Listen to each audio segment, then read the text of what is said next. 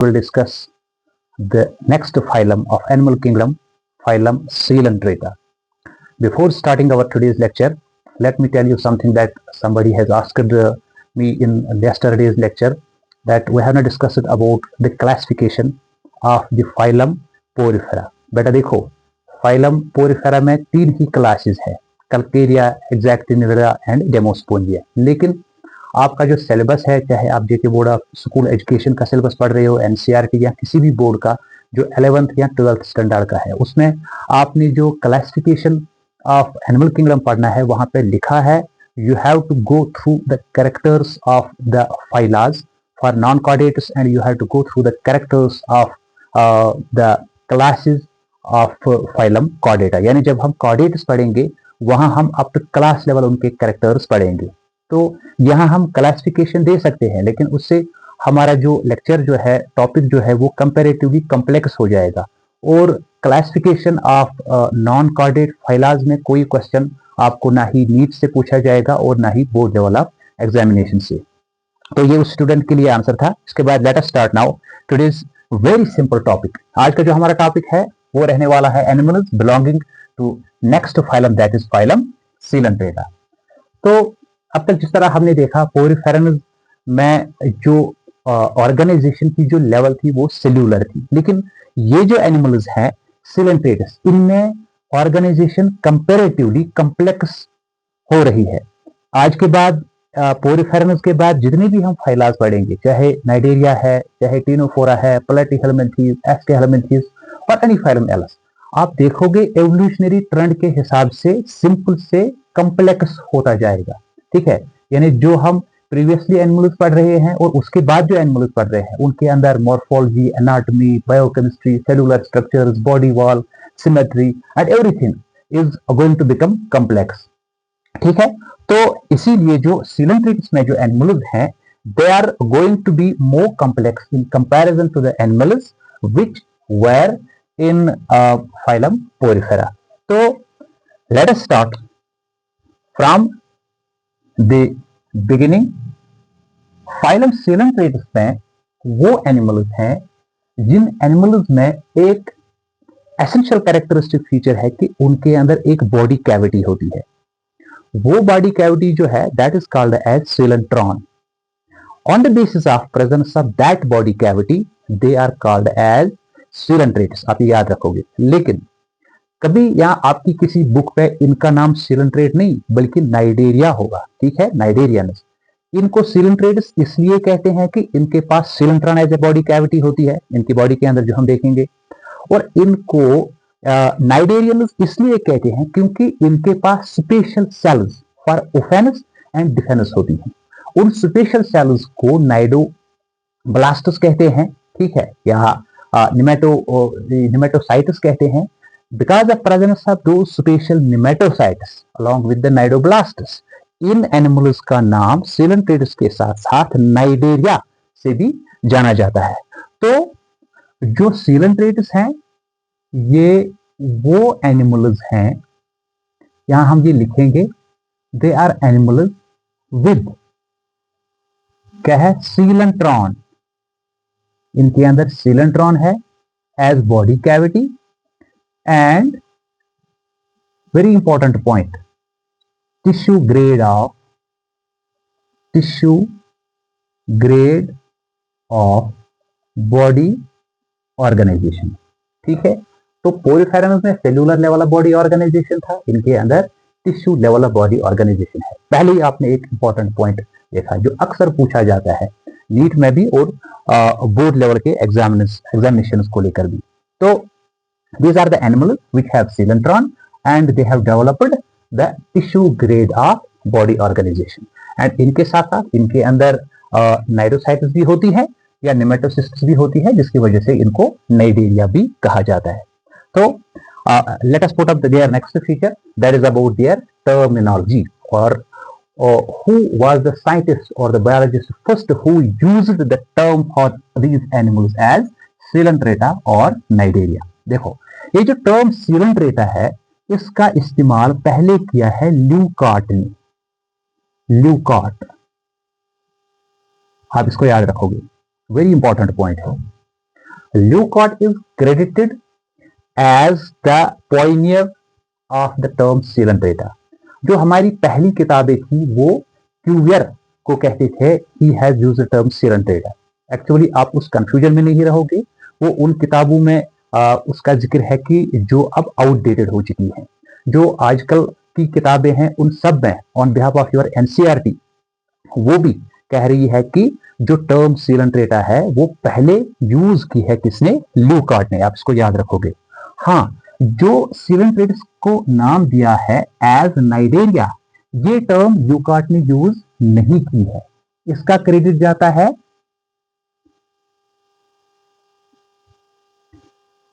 Hachette. Hachette was another zoologist who has been credited to use the name Cnidarians for Coelenterata for the first time. Actually Hachette ने पहले देखा था कि इनके अंदर special cells जिनको नाइडोसाइट्स कहते हैं उन्हीं की बेस पे उन्होंने ये टर्म इनके लिए रिकमेंड की थी। तो ये तो हुआ इनकी टर्मिनोलॉजी के बारे में। उसके बाद इनका नेक्स्ट जो कैरेक्टर है that is about their number. They are numbering comparatively more from 11,000 to 15,000 known species. Known species. Porphyrinus में इतनी स्पीशीज नहीं थी, उनके अंदर अप टू 9,000 स्पीशीज थी। ठीक, तो इसके बाद इनका next character that is their habitat. तो all Coelenterates are aquatic.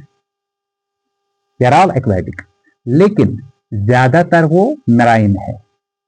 They are mostly marine. ये आपको ज्यादा सी वाटर्स में देखने को मिलेंगे। few are fresh water. कुछ स्पीशीज इनमें फ्रेश वाटर भी है। ठीक, तो इसके बाद इनकी सिमेट्री पे आ जाते हैं।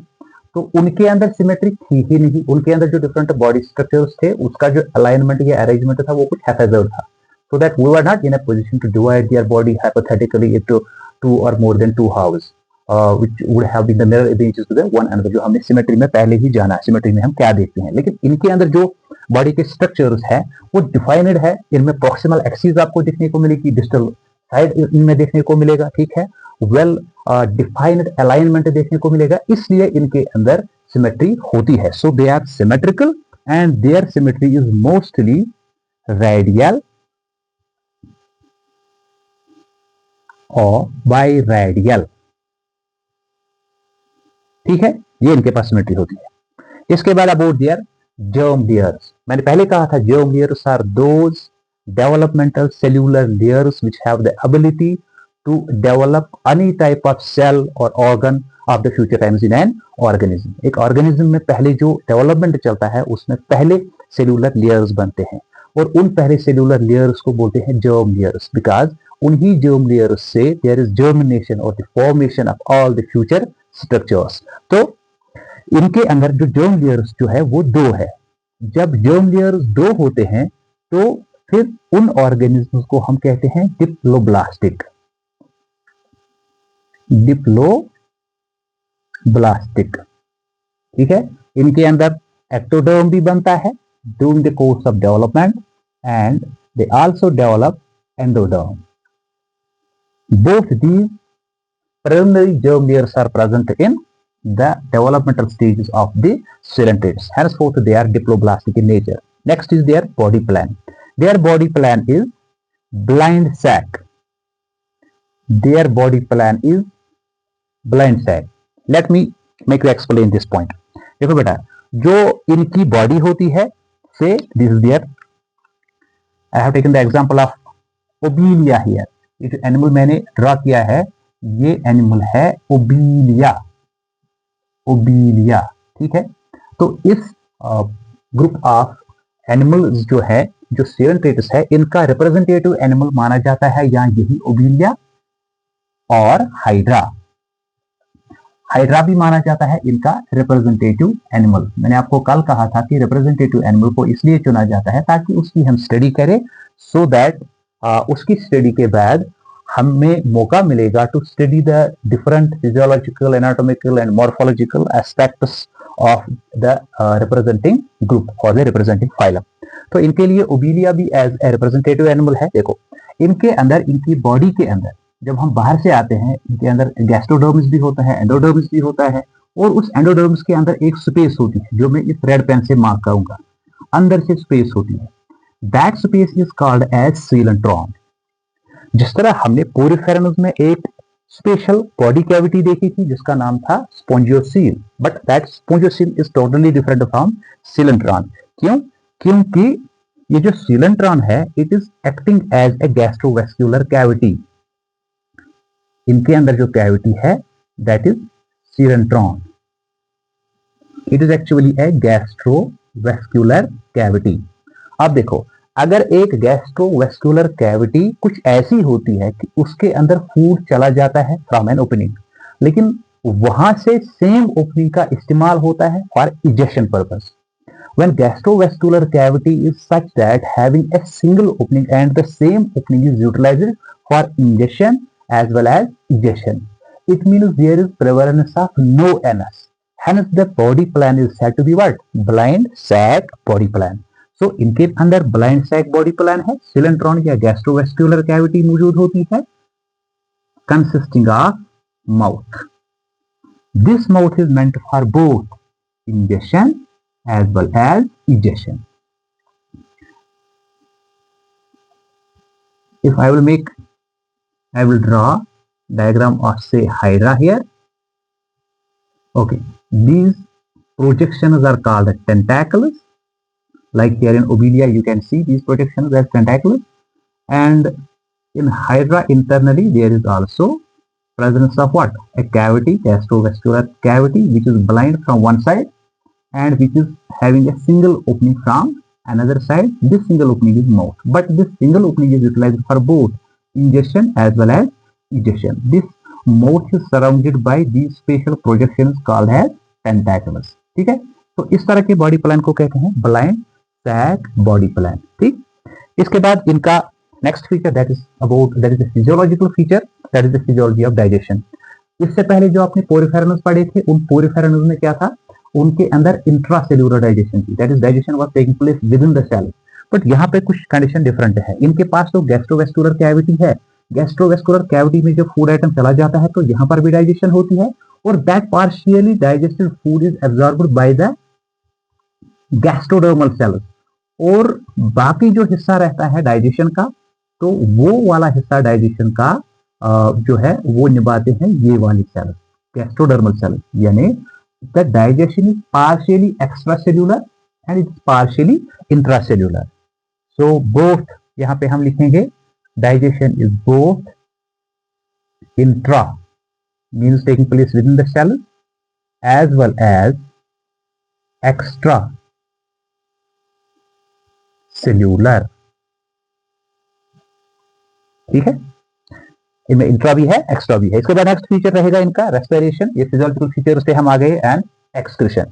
तो इनकी जो रेस्पिरेशन होती है, respiration takes place through general body surface, through their general body surface. और जो इनकी एक्सक्रीशन होती है, इनके अंदर एक्सक्रीटरी प्रोडक्ट बनता है again ammonia, main excretory product, hence they are ammoniotic।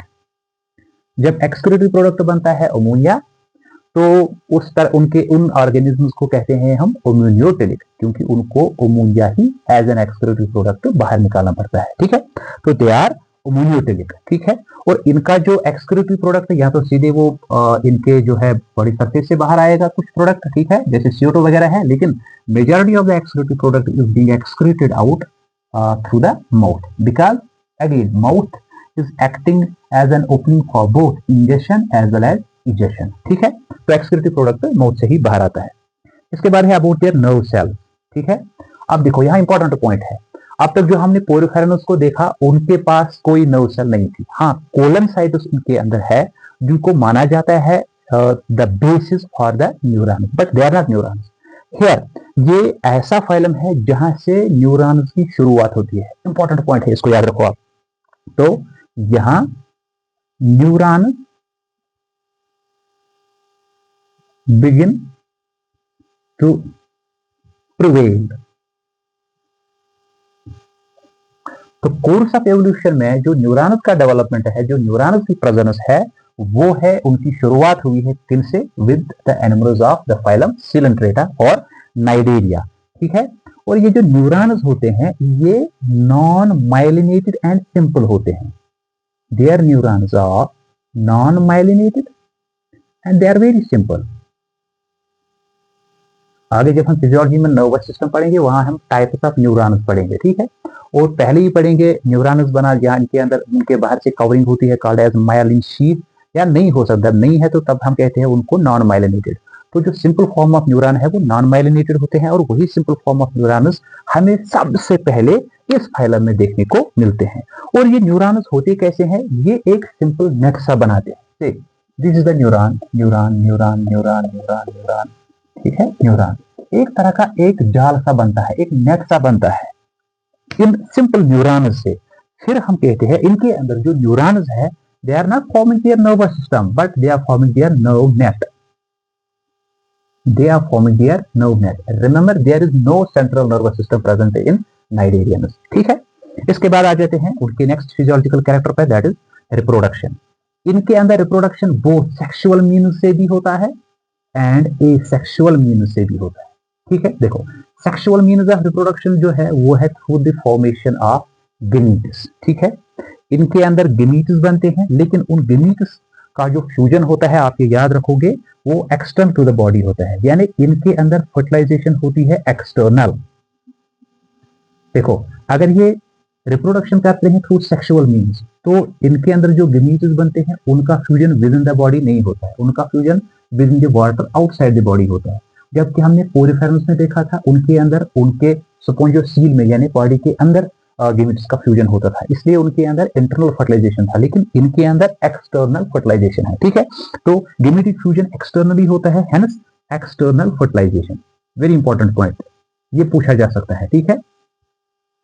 और पूछा भी गया है ये क्वेश्चन कई बार। अब उसके बाद जो इनकी एसेक्सुअल रिप्रोडक्शन है वो यूजुअली होती है बडिंग। वो यूजुअली होती है बडिंग। देखो बडिंग जो है, अगर यहाँ पे हमने हाइड्रा बनाया, इस हाइड्रा में कभी यहाँ से बाहर से कुछ स्पेशल इंटरेस्टेड सेल्स आती है ड्यूरिंग अनफेवरेबल कंडीशन, तो यहाँ से एक आउटग्रोथ सा बनता है। ये आउटग्रोथ से धीरे धीरे इंक्रीज होता है, फिर फाइनली ये डिटैच होता है फ्रॉम द पेरेंटल बॉडी और इससे एक नया हाइड्रा बनता है। This type of reproduction which takes place in which young one is formed through the formation of an external bud, for example in hydras, and that special form of asexual reproduction is called as exogenous budding. Exogenous budding. तो बड internal भी हो सकता है। अगर बड internal है और internally develop होता है तो उस इंटरनल बड को एंडोजीनस बड कहते हैं या कभी जिम्यूल भी कहते हैं, जो यूजुअली पोरिफेरम्स में देखा जाता है। लेकिन यहाँ पे इनके अंदर ज्यादातर इनकी बॉडी के सरफेस पे ही बड बनता है जिसको एक्सोजीनस बड कहते हैं, और वही exogenous bud that finally gets detached from the parental body and then has high power of regeneration that develops into the new individual, and that special type of asexual reproduction is called as exogenous budding. उसके अलावा कई सारे जो ये सिलेंट्रेटस हैं इनमें high power of regeneration भी देखा गया है। कई सिलेंट्रेटस ऐसे होते हैं, अगर उनकी बॉडी को आप चॉप करते हो, डिफरेंट फ्रेगमेंट्स में कन्वर्ट करते हो, तो उन फ्रेगमेंट्स में कभी एबिलिटी आ जाती है कि वो अपनी सारी बॉडी को रिजनरेट करते हैं। उस तरह की रिजनरेशन को मॉर्फोलैक्टिक रिजनरेशन कहते हैं। तो इनके लिए वो मॉर्फोलैक्टिक रिजनरेशन जहां से इनका नया इंडिविजुअल बना कभी कभार as a means of asexual reproduction होता है। ठीक है। लेकिन ज्यादातर इनमें जो सेक्सुअल रिप्रोडक्शन होती है वो होती है through exogenous budding and sexual through the formation of gametes. ठीक है। तो इसके बाद इनके नेक्स्ट फीचर पे जाते हैं। जो इनका स्पेशल फीचर है वो है देयर स्केलेटन। देखो जो इनका स्केलेटन है वो बोथ एक्सोफॉर्म में भी अवेलेबल है, एंडो में भी। एक्सोस्केलेटन भी है as well as endoskeleton. Endoskeleton, ठीक है। तो इनमें जो स्केलेटन होता है that is formed from that is chitinous या काइटिन से बना होता है और कैल्सिफाइड। इनका स्केलेटन रेस्पेक्टिवली काइटिनस भी है और कैल्सिफाइड भी है। अब वो सिलेंट्रेटस जिनमें ज्यादा एबिलिटी होती है कैल्सिफाइड स्केलेटन बनाने की, उन स्पेशल सीलेंट्रेट्स को स्पेशल नाम दिया गया है कोरल्स। ठीक है, उन सीलेंट्रेट्स को हम बोलते हैं कोरल्स, क्योंकि कोरल में एबिलिटी होती है वो कोरल रीफ्स बनाते हैं। आपने आज तक कम से come great barrier reef of Australia के बारे में जाना होगा। ठीक है, तो which is attracting mostly the tourists from across the globe. तो वो जो great barrier reef of Australia है उसकी बुनियाद, उसकी बेस है कोरल सीलेंट्रेट्स, क्योंकि कोरल सीलेंट्रेट्स में एबिलिटी होती है कैल्शियम कार्बोनेट से ये अपना स्केलेटन बनाते हैं। ठीक है, और उस स्केलेटन में एबिलिटी होती है ये एक कॉलोनी का स्केलेटन दूसरी कॉलोनी के साथ, दूसरा तीसरी कॉलोनी के साथ, चौथी कॉलोनी के साथ, ये सारे स्केलेटल स्ट्रक्चर्स आपस में फ्यूज रहते हैं। जब पेरेंटल कॉलोनीज की, फॉर्मिंग कॉलोनीज की डेथ भी होती है तो स्केलेटल स्ट्रक्चर वहीं पे होता है। ठीक है, तो ये जो स्केलेटल स्ट्रक्चर वहीं पे होता है, इस तरह से बड़े structures which are called as coral mounds. फिर फाइनली ये कोरल माउंड्स कन्वर्ट होते हैं इनटू कोरल रीफ्स। तो कोरल रीफ्स दो तीन तरह के होते हैं, जैसे बैरियर रीफ्स है, जैसे एटॉल रीफ्स है, जैसे फ्रिंजिंग रीफ्स है। आप इनको याद भी रख सकते हो, एक है बैरियर रीफ, एक टाइप इनके अंदर, दूसरा है एटॉल और तीसरा है फ्रिंजिंग। तीसरा है फ्रिंजिंग। कई रीफ्स पे न्यूक्लियर टेस्ट्स भी किए जाते हैं। कई रीफ्स इतने बड़े होते हैं कि वो बैरियर बनते हैं, वहां नेविगेशन भी पॉसिबल नहीं होती है, जैसा मैंने कहा great barrier reef of Australia. ठीक है, तो ये जो बड़े कोरल रीफ्स होते हैं फिर ये प्रिवेल करते हैं within the seas, within the oceanic waters as the islands. लेकिन ये वो आइलैंड्स होते हैं जो ऑर्गेनिक होते हैं, ऑर्गेनिक बेस्ड आइलैंड्स। ये इनऑर्गेनिक कंपोनेंट सॉइल, वोल्केनो वगैरह से नहीं बने होते हैं। इनकी बेस जो बुनियाद है वो यही skeletal structure of special form of cnidarians है, जिनको कोरल रीफ, कोरल एनिमल्स कहते हैं। तो इसका मतलब ये हुआ, ये ऐसे दीज आइलैंड्स हैं जो ऑर्गेनिक आइलैंड्स हैं, जो ऑर्गेनिक बेस पे हैं। तो इस इन सो कॉल्ड आइलैंड्स पे फिर बाकी एनिमल्स, फिर fishes and other poriferans and other coelenterates, other cnidarians, other high grade animals, molluscs extra, वो भी आते हैं। वो भी उनका वहां पे इकोलॉजिकल निश बन जाता है, उसी इकोसिस्टम में रहते हैं। इस तरह से उनकी डेथ के बाद उनका ऑर्गेनिक कंपोनेंट के साथ फ्यूज होता है, तो इसके जो डायमेंशन है वो कंटिन्यूअसली इंक्रीज होते रहते हैं। तो इस तरह से एक बड़ा रीफ बनता है। So this skeletal, these exo and endoskeletal structures have the unique property for these animals, because it is because of their skeletal structures that there is presence of different types of reefs in our oceanic waters. तो उसके बाद next feature है that is their cnidocytes, very important feature, और nematocysts। अभी मैंने कहा कि जो क्रेडिट दिया गया है मिस्टर हैशेट को कि उसने पहले इनके लिए ये वाली टर्म यूज की है, किस बेस पे, कि इन एनिमल्स में एक स्पेशल सेल होती है ये, जिसका नाम है नाइडोसाइट और निमेटोसिस्ट। ठीक है, ये ऐसी स्पेशल सेल है जिस तरह एक ऑर्गेनिज्म के पास कुछ ऑर्गन ऑफ या स्ट्रक्चर ऑफ ओफेनस एंड डिफेनस होता है। जैसे जो कैनाइन एनिमल्स होते हैं उनके पास पावरफुल जो जबड़े होते हैं, ठीक है, जैसे शार्क्स है उनके पास पावरफुल टीथ है। ठीक है, जैसे सम लैंड और टेरेस्ट्रियल दीज कैनाइन एनिमल्स होते हैं, उनके पास पावरफुल कैनाइन्स होते हैं। ठीक है, जैसे टस्क्स होते हैं एलिफेंट्स के पास। All the structures are organ of offence and organ of defence. इसी तरह ऊपर वाले ने इन एनिमल्स को स्पेशल सेल्स दी है, क्योंकि इनमें टिश्यू ग्रेड ऑफ ऑर्गेनाइजेशन है, ऑर्गन तो नहीं दिया होगा या सिस्टम तो नहीं दिया होगा, लेकिन स्पेशल सेल्स दी है, उनको कहते हैं नाइडोसाइट्स और निमेटोसिस्ट्स। ठीक है, जो अपने अंदर एक वेपन रखते हैं called as nematoblast, called as nematoblast. ठीक है, ये निमेटोब्लास्ट कुछ इस तरह होता है। ठीक है, इसमें डिफरेंट स्ट्रक्चर्स होते हैं, जैसे हुक है, जैसे शैफ्ट है, शैफ्ट जैसे नाइडोसिल है, जैसे नाइडोसिल है। ठीक है, जैसे हैलो है। These are the different structures. These are actually the weaponized structures of the nidocytes, special cells. ठीक है, तो जैसे ही कोई प्री या कोई प्रेडेटर इन ऑर्गेनिज्म्स को छूने की कोशिश करता है, इनको प्रेडेशन की कोशिश करता है, ठीक है, तो ऑटोमेटिकली ये इनकी सेल्स एक्टिवेट हो जाते हैं और इन सेल्स के अंदर एक special toxic which is actually a neurotoxin वो सब्सटेंस होती है जिसका नाम है हिप्नोटॉक्सिन। याद रखोगे आप, हिप्नोटॉक्सिन। तो इनके अंदर इस न्यूरोसिली फ्लूइड के अंदर हिप्नोटॉक्सिन होता है और एक ये कांटे की तरह एक स्ट्रक्चर होता है विच इज कॉल्ड एज नाइडोसिल। जैसे ही इनको टच करता है कोई दूसरा ऑर्गेनिज्म, ये एक्टिवेट होके यहाँ से अपने नाइडोसिल को क्विकली बाहर निकालते हैं। इसको बाहर निकालने के बाद ये दूसरे ऑर्गेनिज्म की स्किन पे, उसकी सरफेस पे चला जाएगा एंड जब ये बाहर आता है इसके साथ साथ ये हिप्नोटॉक्सिन भी बाहर आता है। हिप्नोटॉक्सिन एक ऐसी खतरनाक टॉक्सिक सब्सटेंस है कि अगर कोई diver, if you are a diver and आप एक वाटर बॉडी में हो और आपको इन एनिमल्स का सामना करना पड़ा, अगर बहुत सारे एनिमल्स ने आपको इनसे सिटिंग किया, then there are even chances of death. तो इससे ये अपनी प्री जो इनका शिकार होता है उसको हिप्नोटाइज भी करते हैं, हिप्नोटाइज भी करते हैं, ठीक है, या उसको किल भी करते हैं। So they are using these special cells what are called as nematocystis as structures of offense and defense, ठीक है। तो ये जो सेल्स है ज्यादातर ये यूज होती है फॉर ऑफेंस एंड डिफेंस, लेकिन आप इसके साथ साथ याद रखोगे ये कभी अटैचमेंट के लिए भी इसका इस्तेमाल करते हैं, फॉर एनकरेज और अटैचमेंट, ठीक है। एंड समटाइम्स ये अपनी लोकोमोशन के लिए भी ये स्पेशल स्ट्रक्चर्स को यूज करते हैं। उसके बाद इनके नेक्स्ट स्पेशल कैरेक्टर पे आएंगे, that is presence of tentacles. ये टेंटेकल्स इनकी होते हैं बॉडी सरफेस पे स्पेशल बॉडी प्रोजेक्शंस। तो ये जो स्पेशल बॉडी प्रोजेक्शंस होती है ये यूजुअली इनके माउथ के सराउंडिंग में होती है, ठीक है। Usually they surround their mouth and they are also used for locomotion and capturing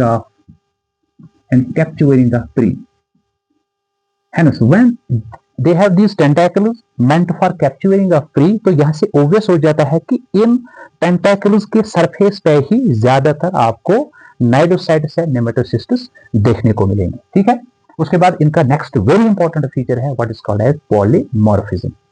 इनकी पॉलीमॉर्फिज्म पे बात करने से पहले मैं कहना चाहूंगा व्हाट दिस पॉलीमॉर्फिज्म इज। देखो इसमें दो वर्ड्स है, एक है पॉली, दूसरा है मॉर्फिज्म, ठीक है। Poly mean many, morphism pertaining to the morph, तो मॉर्फ का मतलब है form. When the individuals of a particular species are present in multiple forms, that presentation of multiple forms of a single individual, single type is called polymorphism. दूसरे तरीके से मैं समझाने की कोशिश करूंगा। देखो जो ह्यूमंस हैं we are homo sapiens sapiens. अगर मैं आपसे पूछूंगा so far as our sexual distinction is concerned, तो हम में कितनी शक्लें हैं, कितनी फॉर्म्स हैं, तो आप कहोगे हम तो so far as our sex और जेंडर इज कंसर्न तो हमारे अंदर दो फॉर्म्स होते हैं, male and female. Henceforth humans are said to be sexually dimorphic, ठीक है। तो हम सेक्सुअली डाइमॉर्फिक है, बाकी हम सेम है। इसी तरह इनके अंदर जो इंडिविजुअल्स होते हैं वो अपने आप को रिप्रेजेंट करते हैं इनटू डिफरेंट फॉर्म्स और इनकी हर एक फॉर्म को बोलते हैं ज़ॉइड। इनकी हर एक फॉर्म को बोलते हैं ज़ॉइड, ठीक है। So their individuals are representing themselves in different zooids. तो इनमें सबसे ज्यादा जो पॉपुलर दो ज़ॉइड्स हैं वो एक है एसेक्सुअल ज़ॉइड जिसको हम कहते हैं पॉलिप, आप याद रखोगे, यानी पॉलिप इनकी एक फॉर्म है।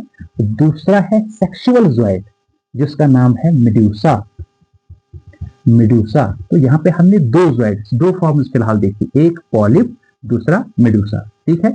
So the exhibition of different forms by a single individual into different zoids is called as polymorphism and they may be dimorphic, trimorphic और even polymorphic। इनके अंदर खाली पॉलिप या मेडूसा दो फॉर्म्स नहीं होती है, इनके अंदर डेक्टाइलोज़ॉइड होता है, गोनोज़ॉइड होता है, साइफोनोज़ॉइड होता है, फाइलोज़ॉइड होता है। so many forms of the zoids are there depending upon the type of respective species।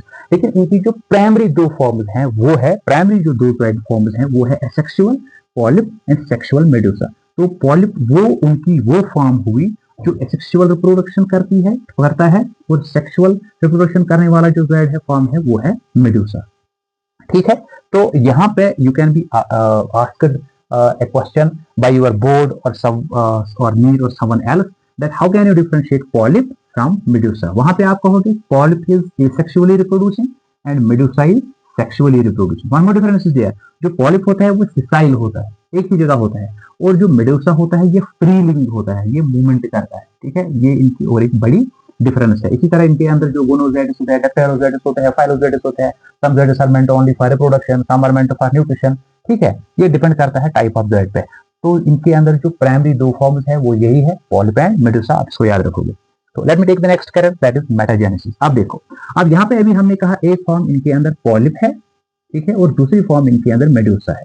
देखो होता क्या है, ये जो पॉलिप है ये एसेक्सुअल रिप्रोडक्शन करके जो नई जनरेशन बनाते हैं वो नई जनरेशन होता है मेडुसा. लेकिन पॉलिप से जो मेडुसा नेक्स्ट जनरेशन बनती है वो बनती है थ्रू एसेक्सुअल रिप्रोडक्शन, ठीक.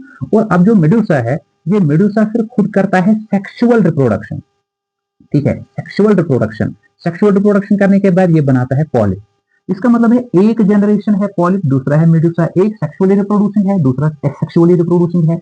when there is presence of such alteration of generation in which one generation has the ability to reproduce sexually and its very next generation has the ability to reproduce asexually.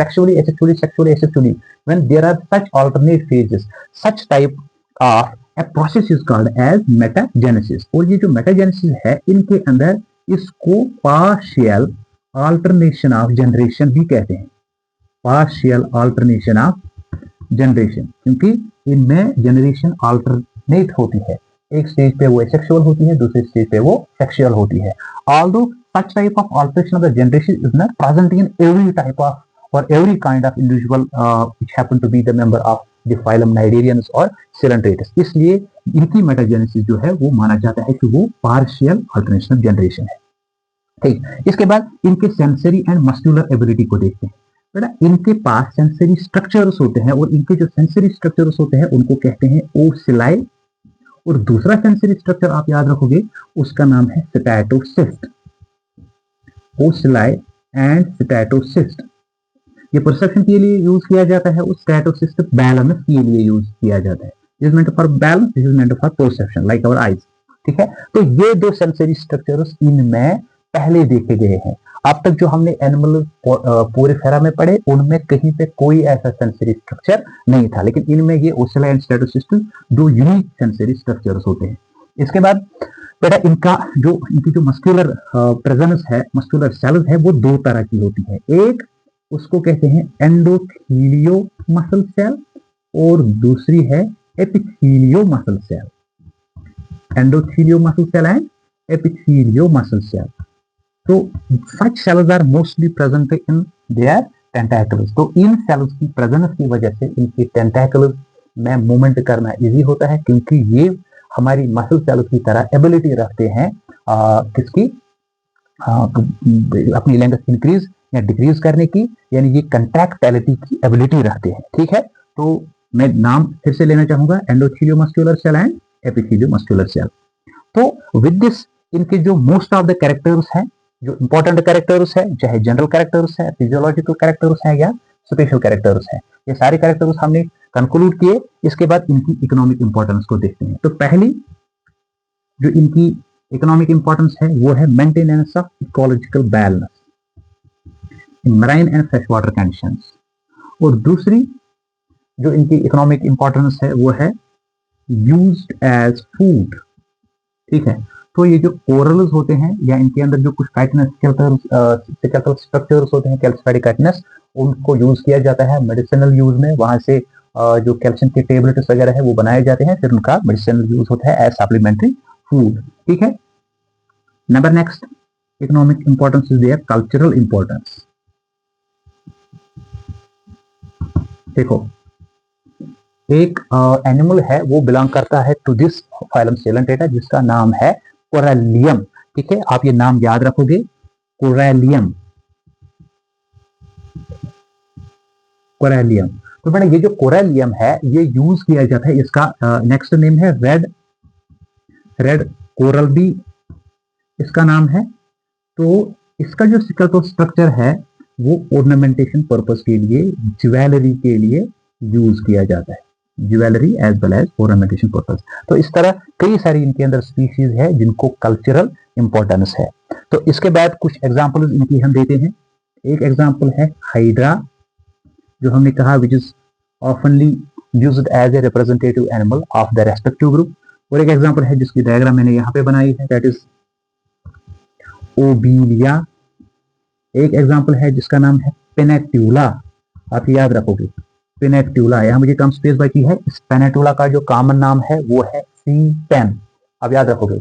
The common name of this very coelenterate Pennatula is sea pen.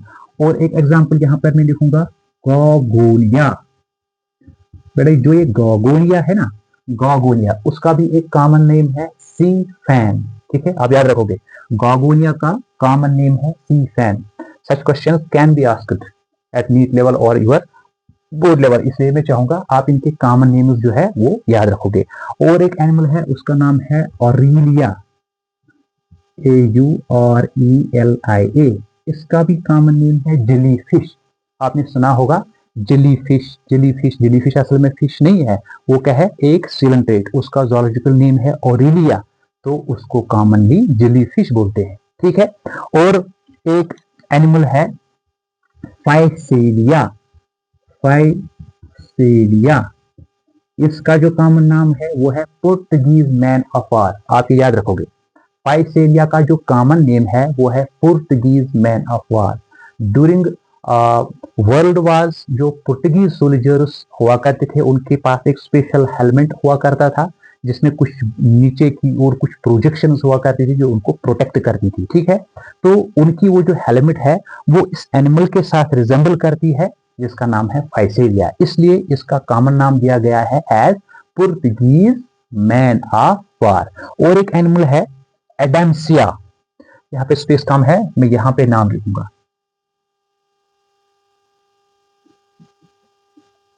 Adamsia. Adamsia का common name आप याद रखोगे सी coral, ठीक है। Adamsia sorry C anemone, इसका common name क्या है, सी anemone.